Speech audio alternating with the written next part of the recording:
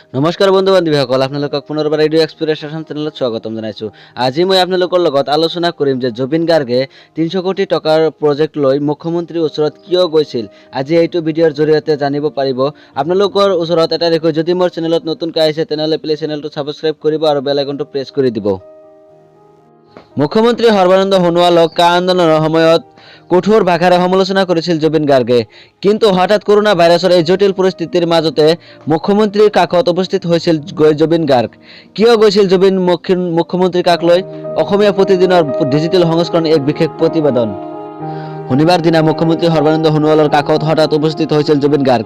মুখ্যমন্ত্ৰী বাওঁফালে জুবিন আৰু সোঁফালে তেওঁৰ পত্নী গৰিমা গাৰ্গ তথা অন্যান্য সকলৰ সৈতে জুবিনে উঠিছিল ফটো। এই সময়ত মুখ্যমন্ত্ৰী কা আন্দোলনৰ সময়ত কঠোৰ ভাষাৰে সমালোচনা কৰা জুবিন গাৰ্গে কিয় মুখ্যমন্ত্ৰীৰ কাষ লৈ গৈছিল তাক লৈ চলিছিল সৰব চৰ্চা। প্ৰায় এঘণ্টাৰো অধিক সময় মুখ্যমন্ত্ৰীৰ সৈতে জুবিন তথা তেওঁৰ সংগীসকলে কি কথা পাতিলে?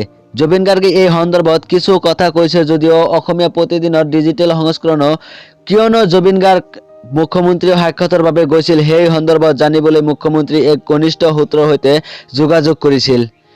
তো বন্ধু বান্ধৱীসকল, আজিৰ সবিশেষ আলোচনা কৰিবলগীয়া এইখিনিতে। যদি মোৰ ভিডিঅ'টো ভাল লাগি থাকে তেনেহ'লে প্লিজ এটা লাইক দিব।